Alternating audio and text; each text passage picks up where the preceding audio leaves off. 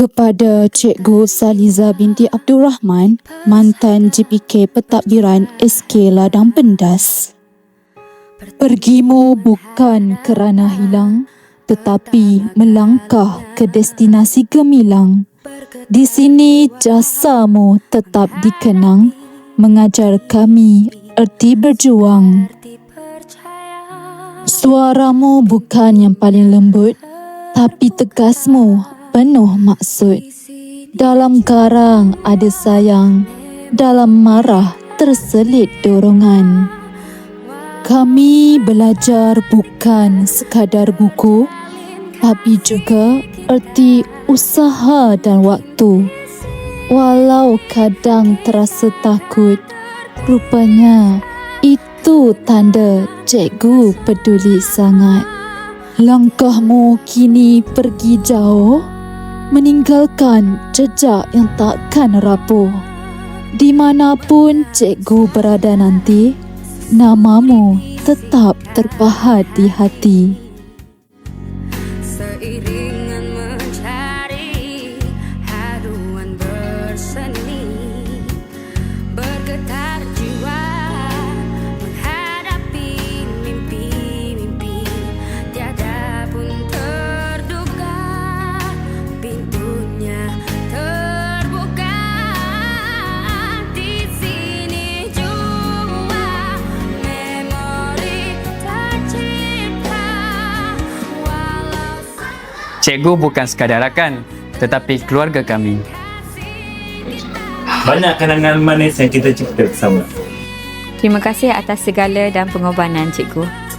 Terima kasih kerana sabar dan ikhlas. Doa kami sentiasa mengiringi cikgu. Semoga cikgu terus berjaya di tempat baru. Hai cikgu, teruskan menyebar ilmu walau di mana saja cikgu berada. Terima kasih cikgu. Hai cikgu, thank you for everything and wishing you all the best at your new workplace. Kan menyebarkan ilmu walau di mana cikgu berada.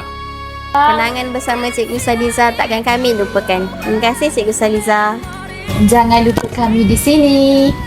Selamat maju jaya cikgu. Kami semua sayang cikgu.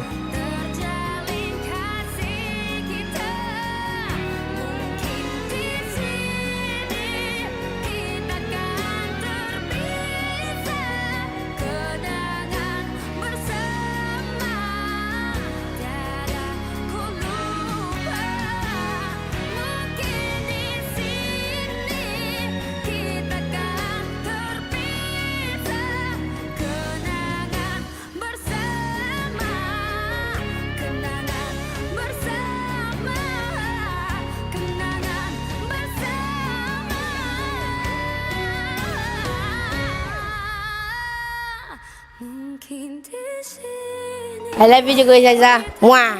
Semoga cikgu sentiasa sehat. Terima kasih Cikgu Saliza.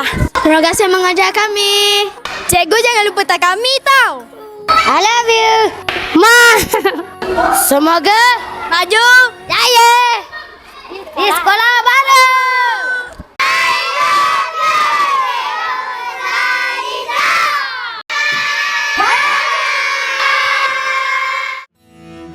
Datang akan pergi, lewatkan berlalu. Ada kan tiada bertemu, akan berpisah.